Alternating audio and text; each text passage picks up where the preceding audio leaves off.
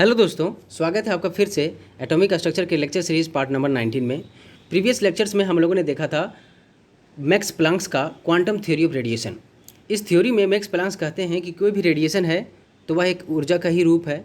तो उसमें जो ऊर्जा पाई जाती है वो क्वांटाइज्ड फॉर्म में रहती है, निश्चित अमाउंट में रहती है और कंटिन्यूअस फॉर्म में नहीं रहती बल्कि डिसकंटिन्यूअस फॉर्म में रहती है।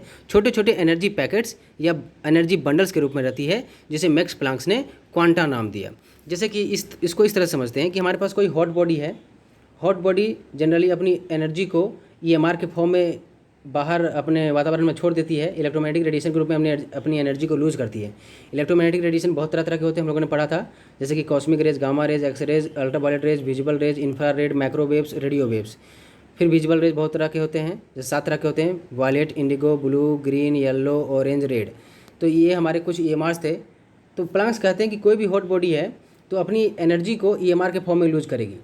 फिर ये चूँकि रेडिएशन है, अर्थात एक तरह का वेव होती है ये, तो इस वेव का अपना वेवलेंथ होगा, अपना रेडिएशन एनर्जी होगा। तो इसकी जो एनर्जी होगी वह एक कंटिन्यूअस फॉर्म में नहीं होगी बल्कि डिसकंटिन्यूअस फॉर्म में होगी, छोटे छोटे एनर्जी पैकेट्स के रूप में होगी, जिसे प्लैंक्स ने क्वांटम कहा। अगर एक एनर्जी पैकेट की बात करें तो उस एनर्जी पैकेट को क्वांटम कहा। लेकिन बहुत सारे एनर्जी पैकेट मिल जाते हैं, collection of energy packets is known as quanta. लेकिन अगर हम लाइट की बात करें, लाइट भी एक तरह का ईएमआर है, हमारा इलेक्ट्रोमैग्नेटिक रेडिएशन है। अगर इसकी बात करें तो प्लैंक्स कहते हैं कि लाइट भी छोटे छोटे एनर्जी पैकेट से मिलकर बने हैं। जितने भी ईएमआर होते हैं वो छोटे छोटे एनर्जी पैकेट से मिलकर बने हैं, इसलिए उनकी जो एनर्जी होती है वो कंटिन्यूअस फॉर्म में नहीं दिखा देती बल्कि डिसकंटिन्यूअस फॉर्म में दिखा देती है। तो लाइट के केस की बात करते हैं जब हम लोग, तब कहते हैं कि लाइट भी होती है, वो एक छोटे छोटे स्मॉल एनर्जी पैकेट से मिलकर बनी है, जिसका नाम उन्होंने फोटोन्स रखा। चूँकि लाइट से रिलेटेड है इसलिए उन्होंने फोटोन्स नाम रखा। अब फर्दर मैक्स प्लैंक्स कहते हैं कि एक फोटोन की एनर्जी की बात करें, जैसे हमारे पास मान लेते हैं एक फोटोन है, उसका एक तरह का वेव है वो, तो एक इस तरह का मान लेते हैं एक फोटोन है हमारे पास।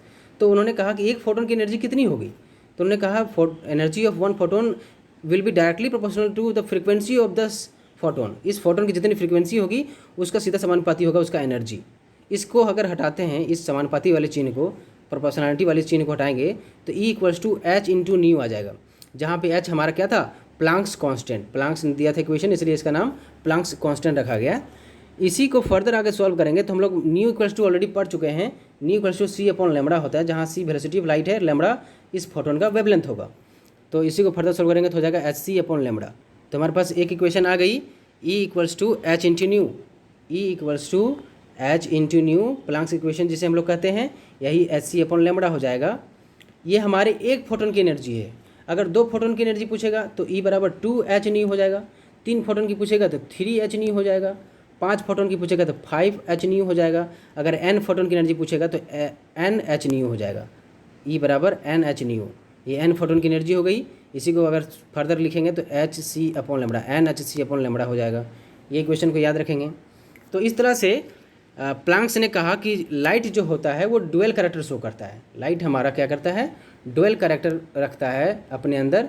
इसके अंदर 2 कैरेक्टर है, पहला पार्टिकल कैरेक्टर और दूसरा वेव कैरेक्टर। वेव कैरेक्टर तब रखता है जब यह लाइट पार्टिकल काफ़ी ज़्यादा हाईली स्पीड में मूव करता है। हाईली स्पीड में मूव करने से इसमें वेव पार्टिकल डेवलप हो जाता है। तो इसी आइडिया का यूज करके, इसी कंसेप्ट का यूज करके डी ब्रोगली, जो कि नील बोर के स्टूडेंट थे, उन्होंने अपने दिमाग में एक विचारधारा लाई कि अगर light particle dual behaviour show कर रहा है, अर्थात उसमें पार्टिकल और वेव कैरेक्टर दोनों है, तो इलेक्ट्रॉन क्यों नहीं ऐसा कर सकता है। क्योंकि इलेक्ट्रॉन का भी प्रॉपर्टीज समवाट लाइट के जैसा मिल रहा है। क्यों? क्योंकि कोई भी हमारे पास एटम है, बीच में न्यूक्लियस है, चारों तरफ इलेक्ट्रॉन मूव कर रहा है। इलेक्ट्रॉन की आप मास जानते हैं, बहुत ही कम होती है। मास इलेक्ट्रॉन की होती है 9.1 इंटू 10⁻³ kg। और अगर वेलोसिटी की बात करें तो वेलोसिटी इसकी लगभग 2.6 इंटू 10⁻6 मीटर पर सेकेंड होती है, जो लगभग वेलोसिटी ऑफ लाइट के इक्वल ही है। तो उन्होंने सोचा कि इलेक्ट्रॉन भी तो बहुत कम मास वाला है और इसकी वेलोसिटी भी बहुत ज़्यादा है, तो इसके पास भी ड्यूअल कैरेक्टर होनी चाहिए।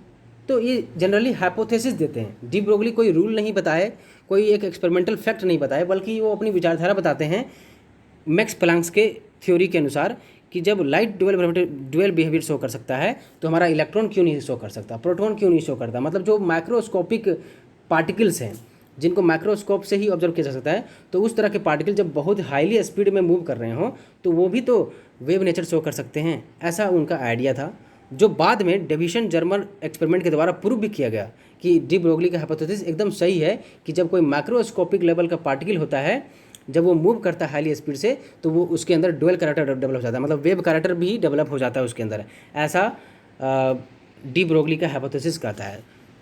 तो डी ब्रोगली कहते हैं अपने हाइपोथेसिस में कि every moving microscopic particle behaves as a wave, एक वेव की तरह बिहेव करता है। कोई भी माइक्रोस्कोपिक पार्टिकल, चाहे इलेक्ट्रॉन हो, चाहे प्रोटॉन हो, चाहे न्यूट्रॉन हो, सभी माइक्रोस्कोपिक पार्टिकल एक वेव की तरह बिहेव करेंगे जब वो फास्टली मूव करते हैं तब।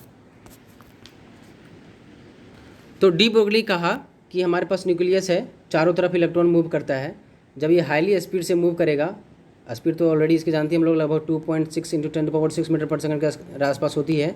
मास इसका बहुत ही नेग्लिजिबल है, 9.1 × 10⁻31 kg। तो जब ये इलेक्ट्रॉन न्यूक्लियस की तरफ घूमेगा तो ये सिंपली इस तरह से सर्कुलर पाथ को फॉलो नहीं करेगा, बल्कि खुद में एक वेव की तरह बिहेव करना शुरू कर जाएगा और इस तरह से ये रोटेशन शो करेगा, मतलब एक वेव की तरह अब ये सर्कुलर मोशन को पूरा करेगा अपना, ऐसा डी ब्रोगली का कहना था। जब ये इलेक्ट्रॉन वेव की तरह बिहेव करेगा तो कोई भी वेव है तो उसका पार्टिकुलर वेवलेंथ होगा, उसका कुछ ना कुछ फ्रिक्वेंसी होगी। तो आइए समझते हैं कि डी ब्रोगली ने इस वेवलेंथ को कैसे फाइंड आउट किया। अभी हम लोगों ने रिलेशनशिप पढ़ा प्लांक्स इक्वेशन में, E = h × न्यू। इसी को फर्दर सॉल्व करेंगे तो hc/λ आ जाएगा। आइंस्टाइन मास एनर्जी रिलेशनशिप में पढ़ेंगे कि कोई भी मूविंग पार्टिकल है तो उसका जो एनर्जी उसके अंदर होगी वो mc² के बराबर होगी। तो दोनों इक्वेशन 1 और इक्वेशन 2 को, दोनों एनर्जी का टर्म है तो दोनों इक्वल होंगे, तो 1 और 2 को इक्वल कर देंगे तो आ जाएगा mc² = hc/λ। एक सी से एक सी कैंसिल हो जाएगा तो हमारे पास mc यहाँ पे बचेगा, mc = h/λ। अगर हमें लैम्बडा निकालना है उस वेव का, इलेक्ट्रॉन का वेव का, तो लैम्बडा हो जाएगा, ये यहाँ पे आ जाएगा और ये यहाँ पे चला जाएगा, तो लैम्बडा = हो जाएगा h/mc। और चूँकि यहाँ पे वेलोसिटी ऑफ लाइट के बराबर वेलोसिटी नहीं ले रहे हैं, जितना वेलोसिटी होगा इलेक्ट्रॉन का उतना ले रहे हैं, तो c = हम लोग v यूज़ करेंगे, यानी कि वेलोसिटी ऑफ द पार्टिकल। कोई भी पार्टिकल हो सकता है, चाहे इलेक्ट्रॉन, प्रोटॉन, न्यूट्रॉन या कोई भी मैक्रोस्कोपिक पार्टिकल हो सकता है, तो उस पार्टिकल का हम लोग ले लेंगे। तो c चूँकि वेलोसिटी ऑफ लाइट को रिप्रेजेंट कर रहा है तो वेलोसिटी ऑफ लाइट नहीं लेंगे, हम लोग v लेंगे, तो लैम्बडा = क्या हो जाएगा हमारे पास, h/mv। यही हमारा डी ब्रोगली इक्वेशन है। यही डी ब्रोगली हाइपोथेसिस कहता है कि जो वेवलेंथ होगी उस वेव की, इलेक्ट्रॉनिक की वेव की, वो h/mv के बराबर होगी। अर्थात कोई भी मूविंग माइक्रोस्कोपिक पार्टिकल वेव की तरह बिहेव करेगा और उस वेव का जो वेवलेंथ होगा वो h/mv के बराबर होगा। और हम लोग ऑलरेडी पढ़ चुके हैं 9th क्लास में कि p = क्या होता है, mv। मोमेंटम जो होता है किसी पार्टिकल का वो मास और उसके वेलोसिटी के गुणनफल के बराबर होता है। तो यहाँ mv की जगह पे हम लोग p भी पुट कर सकते हैं, तो लैम्बडा = h/p आया। ये हमारे पास इस वेव का वेवलेंथ आया। अब हम लोग इसको दूसरे रूप में भी लिख सकते हैं, जैसे कि हम सभी जानते हैं कोई पार्टिकल है जिसका मास मान लेते हैं m है, अगर वो v वेलोसिटी से आगे जा रही है तो इसके पास जो काइनेटिक एनर्जी होगी, काइनेटिक एनर्जी = ½ mv² के बराबर होगी। इसका यूज करके हम लोग फिर डी ब्रोगली ने क्या कहा कि अगर कोई भी पार्टिकल हो, अगर वो मूव कर रही है तो वेव की तरह बिहेव करेगी, उसका कुछ ना कुछ लैम्बडा होगा। तो ये पार्टिकल भी मूव कर रही है तो इसका भी कुछ ना कुछ लैम्बडा होगा।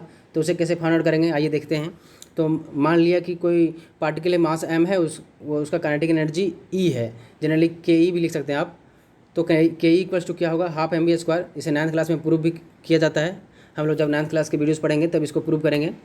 तो ये हमारा E = काइनेटिक एनर्जी = ½ mv² आया। इसको थोड़ा सा हम लोग रीअरेंज करते हैं तो 2 इधर आ जाएगा तो हो जाएगा 2E = mv² हो जाएगा, 2E = mv²। अब हम लोग क्या करते हैं, m से इधर भी गुना करते हैं, m से इधर भी गुना करते हैं, तो हो जाएगा 2me = m × m, me² हो जाएगा × v²।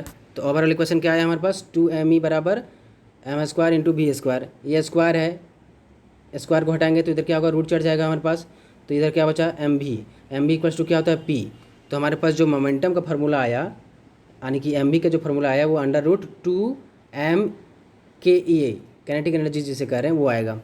अब हम लोग जानते हैं कि लैम्बडा = डी ब्रोगली कहता है कि h/p के बराबर होता है, h/p हमारे पास कितना आया, √2m ke, काइनेटिक एनर्जी। अर्थात अगर कोई पार्टिकल है जिसका मास m है, अगर उसका हमें काइनेटिक एनर्जी दिया रहे और उसका वेवलेंथ निकालना रहे तो हम लोग इस फार्मूला का यूज़ करेंगे। और अगर कोई पार्टिकल है जिसका मास m है, उसका मोमेंटम दिया रहे सिंपली, तो इस फार्मूला का यूज़ कर देंगे, लैम्बडा इक्वल्स टू h/p। अगर उसका काइनेटिक एनर्जी दिया रहे तो लैम्बडा इक्वल्स टू हम लोग क्या पुट करेंगे, h/√2mE/ke। ये हमारा दो फार्मूले हो गए किसी भी मूविंग पार्टिकल का वेवलेंथ निकालने के लिए। अब आप समझते हैं कि इसका सिग्निफिकेंस क्या है। डी ब्रोगली ने कहा कि every moving particle will have some characteristics of wave, उसके अंदर कुछ वेव का कैरेक्टरिस्टिक होगा, ऐसा डी ब्रोगली कहते हैं। कोई भी मूविंग पार्टिकल है तो मान लेते हैं हमारे पास दो मूविंग पार्टिकल है, एक मैक्रोस्कोपिक है और एक माइक्रोस्कोपिक है। जैसे मैक्रोस्कोपिक में यानी कि कुछ बड़ा पार्टिकल है, जैसे क्रिकेट बॉल, यहाँ पे आप खुद का एग्जांपल ले सकते हैं, या फुटबॉल बॉल, या फिर कोई और दूसरे तरह का पार्टिकल जैसे बेंच, चेयर, कोई भी बोतल वगैरह कुछ ले सकते हैं। तो मान लिया मेरे पास क्रिकेट बॉल है और हमारे पास इलेक्ट्रॉन है, मान लेते हैं कि दोनों मूव कर रहा है। तो मान लिया कि क्रिकेट बॉल है, उसका मास लगभग 200 ग्राम है, 0.2 kg है, और वो कितना स्पीड से मूव कर रही है वो क्रिकेट बॉल, 50 मीटर पर सेकेंड से। इलेक्ट्रॉन के बारे में ऑलरेडी जानते हैं कि मास उसका 9.1 × 10⁻³ kg है, वेलोसिटी उसका लगभग 2.6 × 10⁻6 मीटर पर सेकेंड होती है। ये ऑलरेडी हम लोग जानते हैं। डी ब्रोगली क्या कहते हैं कि कोई भी अगर पार्टिकल है, चाहे बड़ा हो या छोटा हो, तो उसका अगर वेलोसिटी है तो उसके अंदर कुछ ना कुछ वेव का कैरेक्टर आएगा। तो आइए देखते हैं कि कितना इस क्रिकेट बॉल का वेवलेंथ होगा और कितना इस इलेक्ट्रॉन का वेवलेंथ होगा। तो वेवलेंथ निकालने के लिए डी ब्रोगली ने इक्वेशन दिया, lambda equals to h/mv। H हम लोग जानते हैं प्लांक्स कांस्टेंट होता है, उसका वैल्यू 6.6 × 10⁻34 जूल सेकेंड, और मास इसका 0.2 kg, वेलोसिटी इसका 50 मीटर पर सेकेंड। सॉल्व करेंगे तो हमारे पास जो वैल्यू आया क्रिकेट बॉल का, जो वेवलेंथ का वैल्यू आया, वो वेवलेंथ आया 6.6 × 10⁻³ मीटर। मतलब समझ रहे हैं ये कितना जीरो में वैल्यू होगा, 0.0000034 जीरो, मतलब इतना इसके अंदर जीरो होगा, इसको पढ़ भी नहीं पाएंगे। बहुत ही स्मॉल वैल्यू है, जिसको मतलब ये कंसिडर किया ही नहीं जा सकता है। तो इसीलिए जो डी ब्रोगली का इक्वेशन है वो मैक्रोस्कोपिक जो बड़े बड़े वस्तु हैं, जैसे कि कोई आदमी, पेड़ पौधे, या बॉल, फुटबॉल, जो भी छोटा छोटा वस्तु हो, पत्थर, बड़े बड़े जो मैक्रोस्कोपिक पार्टिकल्स हैं, बॉडीज़ हैं जिनको देख सकते हैं हम लोग, उन पे अप्लाई नहीं कर सकते, इनका कोई मीनिंग नहीं रहता। और हम लोग जनरली मैक्रोस्कोपिक पार्टिकल से ही इनकाउंटर होते हैं डे टू डे लाइफ में। तो इन डी ब्रोगली का हमारे डेली लाइफ में कोई यूज ही नहीं है, उनका यूज सिर्फ मैक्रोस्कोपिक लेवल में होगा। आइए देखते हैं कि अगर इलेक्ट्रॉन का केस में अगर ऐसा होता है तो उसका कितना वेवलेंथ आता है। जैसे कि मान लेते हैं इलेक्ट्रॉन है हमारे पास, मास इतना है, वेलोसिटी इतनी है, लैम्बडा इक्वल्स टू h/mv। इस इलेक्ट्रॉन का अगर लैम्बडा निकालते हैं तो कितना आएगा हमारे पास, सॉल्व करने पर हमारे पास सारा वैल्यू पुट कर देंगे तो हमारे पास लैम्बडा का जो वैल्यू आने वाला है वो आएगा 278 एंगस्ट्रॉम के आसपास। ये काफ़ी कंसिडरेबल अमाउंट है, वेवलेंथ है।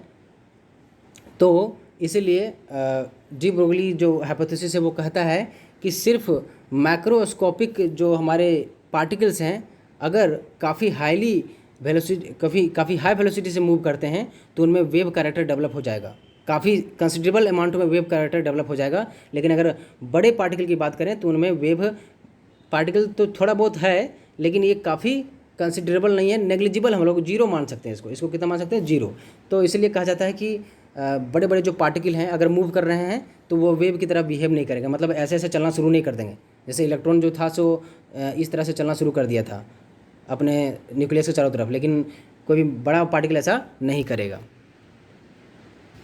बाद में डेविसन और जर्मर एक्सपेरिमेंट के द्वारा यह साबित कर दिया गया कि कोई भी माइक्रोस्कोपिक पार्टिकल हो, जैसे इलेक्ट्रॉन, प्रोटॉन या न्यूट्रॉन, जब हाईली स्पीड से मूव करती है तो उसके अंदर वेव कैरेक्टर डेवलप होता है। ऐसा उन्होंने उसका डिफ्रैक्शन पैटर्न नोट करके पता लगाया।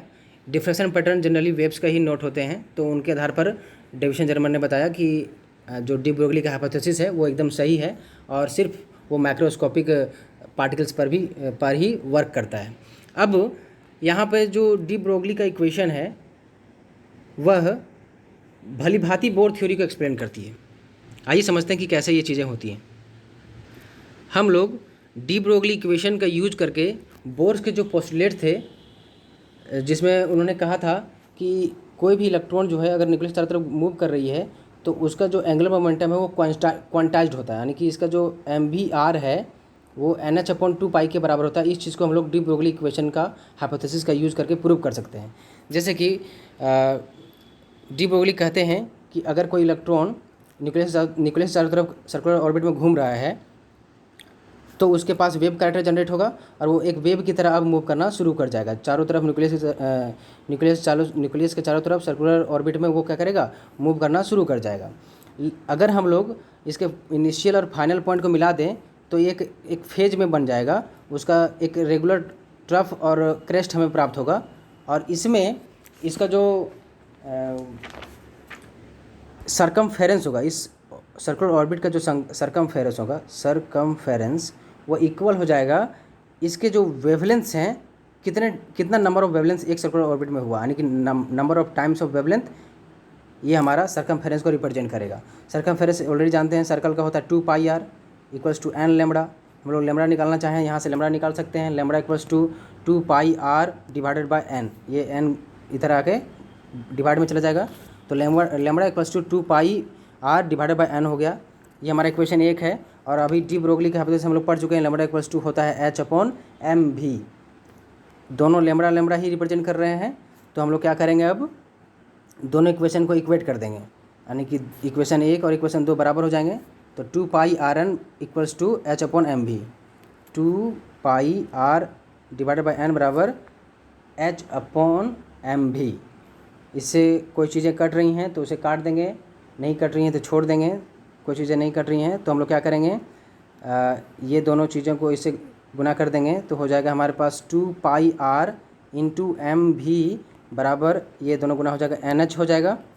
और अगर हम लोग को सिर्फ चाहिए mv और r चाहिए तभी हमारा एंगुलर मोमेंटम बनेगा, तो 2π को नीचे कर देंगे हम लोग, तो mvr इक्वल्स टू nh/2π। यही बात बोलते हैं हमारा बोर थ्योरी में, बोर की जितने भी इलेक्ट्रॉन्स हैं हमारे, उनका जो एंगुलर मोमेंटम है अर्थात mvr जिसे एंगुलर मोमेंटम कर रहे हैं, वो एक h/2π का इंटीग्रल मल्टीपल होता है, अर्थात क्वांटाइज्ड होता है। तो इस तरह से हम लोगों ने देखा कि डी ब्रोगली इक्वेशन यूज़ करके हम लोगों ने बोर्स के जो पोस्टुलेट्स थे कि एंगुलर मोमेंटम जो होता है इलेक्ट्रॉन का वो क्वांटाइज होता है, उसे देख लिया। अब आइए कुछ सवाल जवाब करते हैं हम लोग इससे रिलेटेड। क्वेश्चन नंबर 1 कहता है, what is the mass of photon of sodium light with wavelength of इतना। लेमड़ा दिया हुआ है हमारे पास सोडियम लाइट का 5890 एंगस्ट्रॉम, हमें बोल रहा है मास निकालने। तो हम लोग अभी ऑलरेडी पढ़ चुके हैं, लेमड़ा इक्वल्स टू h/mv होता है, हमें इसका मास चाहिए। हम लोग यहाँ से मास निकाल सकते हैं, इसको यहाँ करके, तो मास इक्वल्स टू हो जाएगा h/λ इंटू v। हम सभी जानते हैं कि h होता है 6.6 इंटू 10⁻⁻34 जूल सेकेंड। यहाँ लेमड़ा दिया हुआ है 5890 एंगस्ट्रॉम, इसको अगर मीटर में बदलेंगे तो हो जाएगा 5890 इंटू 10⁻⁻10 मीटर हो जाएगा। इसको यहाँ पे पुट कर देंगे 5890 इंटू 10⁻⁻10 मीटर, और इंटू वेलोसिटी हम लोग सभी जानते हैं कि इसकी वेलोसिटी लगभग कितनी होती है, जितने भी चूँकि इलेक्ट्रॉनिक लेवल की बात हो रही है, तो यहाँ पे हम इसका वेलोसिटी ऑफ लाइट के बराबर बात करेंगे। चूँकि अगर कोई वेलोसिटी नहीं दी है तो हम लोग वेलोसिटी ऑफ लाइट ही लेके चलेंगे, तो 3 इंटू 10⁻6 मीटर पर सेकेंड, सारे वैल्यूज़ को पुट करके सॉल्व कर देंगे तो हमारा मास निकल जाएगा उस सोडियम लाइट के फोटोन का। अगला क्वेश्चन पूछता है, kinetic energy of an electron is 4.5, kinetic energy हमारा दिया हुआ है 4.55 इंटू 10⁻25 जूल। तो बताइए इसका वेवलेंथ क्या होगा। तो अभी हम लोगों ने देखा कि kinetic energy of a moving particle equals to half mv², sorry, इसको इस तरह लिखेंगे हाफ mv²। तो यहाँ से हम लोग मास तो हमें पता है, हम यहाँ से वेलोसिटी निकाल सकते हैं कि उस इलेक्ट्रॉन की वेलोसिटी कितनी होगी, कितना स्पीड से वो मूव कर रहा है। काइनेटिक एनर्जी यहाँ पुट कर देंगे 4.55 into 10⁻⁻25 equals to half into mass होता है 9.1 इंटू 10⁻31 इंटू v²। यहाँ से हम लोग v निकाल देंगे, v सॉल्व करके निकाल लेंगे। जब हमारे पास v मिल जाएगा तो हम लोग को निकालना क्या है, वेवलेंथ इक्वल्स टू क्या होता है h/mv। तो हमारे पास v निकल गया, v यहाँ पुट कर देंगे, मास जानते हैं, h जानते हैं, सारे वैल्यू सॉल्व कर देंगे तो हमारे पास लेमड़ा निकल जाएगा। आइए तीसरा क्वेश्चन देखते हैं। क्वेश्चन नंबर 3 में कहा जा रहा है कि if the kinetic energy of an electron is increase 4 times, यानी कि काइनेटिक एनर्जी जो है इलेक्ट्रॉन की वो 4 गुना बढ़ जाती है, तो वेवलेंथ जो होगा वो कितना उस पर असर पड़ेगा। हम लोग दूसरा जो इक्वेशन पढ़े थे लैम्ब्डा निकालने का इक्वेशन h/√2m/ke, ये ऑलरेडी पढ़ चुके हैं हम लोग। अब इसी का यूज़ करेंगे। मान लेते हैं केस नंबर 1, ये केस नंबर 1 था। पहला केस में किसी तरह के चेंजेस नहीं हुए थे। दूसरा केस में कह रहा है कि काइनेटिक एनर्जी इलेक्ट्रॉन का 4 गुना बढ़ गया, मतलब ये जो है वो 4 गुना हो गया। मतलब लैम्ब्डा जो न्यू आएगा, या इसको मान लेते हैं 2, वो h/√2m/4ke हो जाएगा। 4 गुना काइनेटिक एनर्जी हो गई। अब इसे थोड़ा और इलेबोरेट करते हैं। √4 का रूट लेंगे तो 2 बाहर आ जाएगा, बचेगा √2m/ke। ये हमारा क्या था, इनिशियल वाला। तो 1/2 इंटू इनिशियल लैम्ब्डा 1। तो जो नया वेवलेंथ आएगा वह पुराने वाले वेवलेंथ का आधा होगा। आप समझ सकते हैं ये क्या होने वाला है, 1/2 टाइम्स होने वाला है। आइए नेक्स्ट क्वेश्चन देखते हैं। क्वेश्चन नंबर 4 कहता है the mass of photon having wavelength 1 nanometer each. कोई भी फोटोन है तो उसकी वेलोसिटी लाइट के वेलोसिटी के बराबर होगी, 3 × 10⁶ मीटर पर सेकेंड। और इसके मास की बात करें तो हमें मास निकालने के लिए बोला जा रहा है। लैम्ब्डा इक्वल्स टू क्या होता है, h/mv। लैम्ब्डा दिया 1 नैनोमीटर। 1 नैनोमीटर हम लोग सभी जानते हैं कि 1 नैनोमीटर में 10⁻⁻9 मीटर होता है। तो यहाँ पे 1 नैनोमीटर वैल्यू दिया है, तो यानी 10⁻⁻9 मीटर यहाँ लिख देंगे। h हम लोग जानते हैं 6.6 × 10⁻34। हमें मास निकालना है तो मास रहेगा, वेलोसिटी ये लाइट की वेलोसिटी बराबर होगा 3 × 10⁻6। यहाँ से मास का वैल्यू हम लोग आराम से कैलकुलेट कर सकते हैं।